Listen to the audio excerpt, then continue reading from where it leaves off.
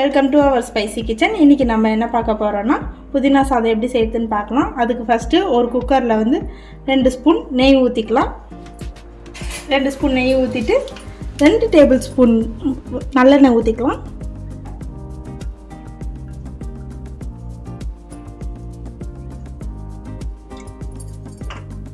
எண்ணெய் நல்லா காஞ்ச உடனே நம்ம வந்து பிரியாணி இலை, லவங்கம், ஏலக்காய், பட்டை, சோம்பு வந்து தாளிக்கிறதுக்கு போட்டுக்கலாம்.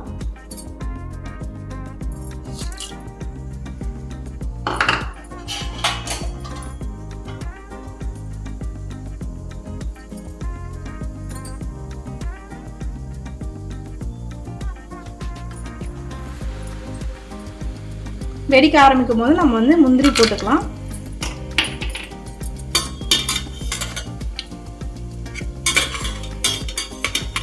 முந்திரி லைட்டாக கலர் மாறினோடனே நான் வந்து 2 வெங்காயம் நீட்டாக கட் பண்ணி வச்சுருக்கேன். வெங்காயம் போட்டு நல்லா வதக்கிக்கலாம். கருவேப்பிலை கொஞ்சம் போட்டுக்கலாம். இந்த வெங்காயம் வதங்கிட்டே இருக்கிறதுக்குள்ளே நம்ம வந்து புதினா சாதத்துக்கு தேவையான சட்னி வந்து அரைச்சிடலாம். 2 கப் புதினா, 1 கப் கொத்தமல்லி, 1 கப் தேங்காய், 9 பச்சை மிளகா, 3 பல் பூண்டு, 1 ஸ்பூன் சீரகம், இஞ்சி இதெல்லாம் சேர்த்து நல்லா அரைச்சிக்கலாம் நைஸாக. வெங்காயம் இந்த மாதிரி சுருளாக வதங்கிடுச்சு.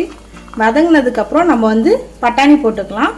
பட்டாணி வந்து ஆப்ஷனல் தான், நான் போட்டிருக்கேன், நீங்கள் வேணும்னா போட்டுக்கோங்க. இது போட்டு ஒரு வதக்கிடலாம்.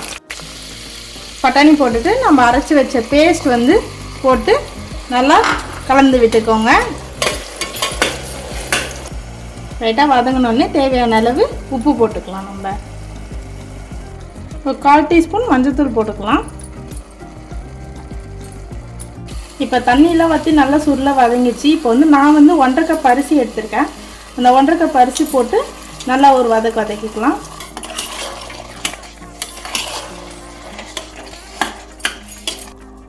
ஒன்றரை கப் அரிசிக்கு 3 கப் தண்ணி ஊற்றிக்கலாம்.